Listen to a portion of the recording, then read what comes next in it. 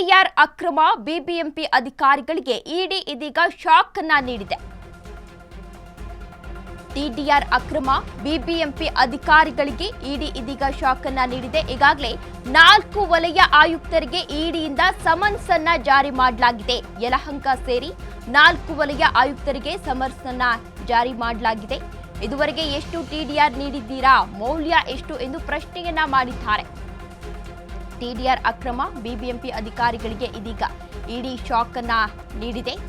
ಈಗಾಗಲೇ 4 ವಲಯ ಆಯುಕ್ತರಿಗೆ ಇಡಿಯಿಂದ ಸಮನ್ಸ್ ಅನ್ನ ಜಾರಿ ಮಾಡಲಾಗಿದೆ ಎನ್ನುವ ಮಾಹಿತಿ ಸಿಗ್ತಾ ಇದೆ. ಯಲಹಂಕ ಸೇರಿ 4 ವಲಯ ಆಯುಕ್ತರಿಗೆ ಸಮನ್ಸ್ ಅನ್ನ ಜಾರಿ ಮಾಡಲಾಗಿದೆ. ಇದುವರೆಗೆ ಎಷ್ಟು ಟಿಡಿಆರ್ ಅನ್ನ ನೀಡಿದ್ದೀರಾ, ಮೌಲ್ಯ ಎಷ್ಟು ಎನ್ನುವುದರ ಬಗ್ಗೆ ಪ್ರಶ್ನೆಯನ್ನ ಮಾಡಲಿದ್ದಾರೆ ಎನ್ನುವ ಮಾಹಿತಿ ಸಿಗ್ತಾ ಇದೆ.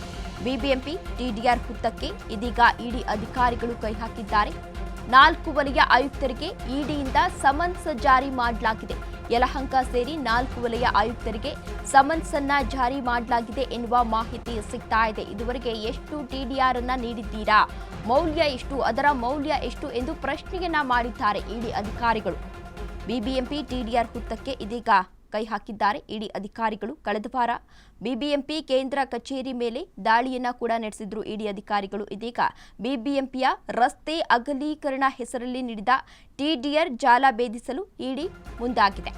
ರಸ್ತೆ ಅಗಲೀಕರಣಕ್ಕೆ ಯಾರ ಆಸ್ತಿ ಸ್ವಾಧೀನದಲ್ಲಿದೆ, ಎಷ್ಟು ಟಿಡಿಆರ್ ಹಂಚಿಕೆಯಾಗಿದೆ, ಆಸ್ತಿ ಭೂಮಾಲೀಕರ ಹೆಸರು ಸಮೇತ ಮಾಹಿತಿಯನ್ನ ಕೇಳಿದೆ ಇದೀಗ ಇಡಿ ಅಧಿಕಾರಿಗಳು. ಟಿಡಿಆರ್ ಹೆಸರಿನಲ್ಲಿ ಕೋಟ್ಯಾಂತರ ಹಣ ಲೂಟಿ ಆರೋಪ ಕೂಡ ಕೇಳಿ ಬಂದಿತ್ತು.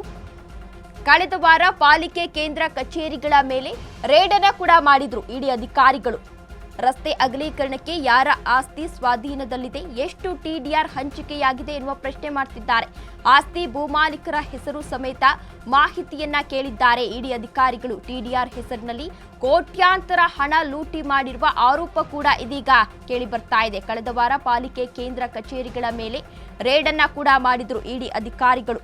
ಈಗಾಗಲೇ ಯಲಹಂಕ ಸೇರಿ 4 ವಲಯುಕ್ತರಿಗೆ ಸಮನ್ಸ್ ಅನ್ನ ಜಾರಿ ಮಾಡಲಾಗಿದೆ. ಸಮನ್ಸ್ ಜಾರಿ ಹಿನ್ನೆಲೆ ಅಧಿಕಾರಿಗಳಿಗೆ ಇದೀಗ ನಡುಕ ಕೂಡ ಶುರುವಾಗಿದೆ ಅಂತಾನೆ ಹೇಳಬಹುದು.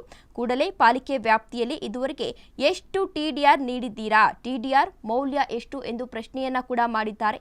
ರಸ್ತೆ ಅಗಲೀಕರಣ ಹೆಸರಿನಲ್ಲಿ ಯಾರ ಆಸ್ತಿ ಸ್ವಾಧೀನಪಡಿಸಿಕೊಂಡು ಟಿಡಿಆರ್ ನೀಡಿದ್ದೀರಾ ಎಂದು ಪ್ರಶ್ನೆಯನ್ನ ಕೂಡ ಮಾಡಿದ್ದಾರೆ.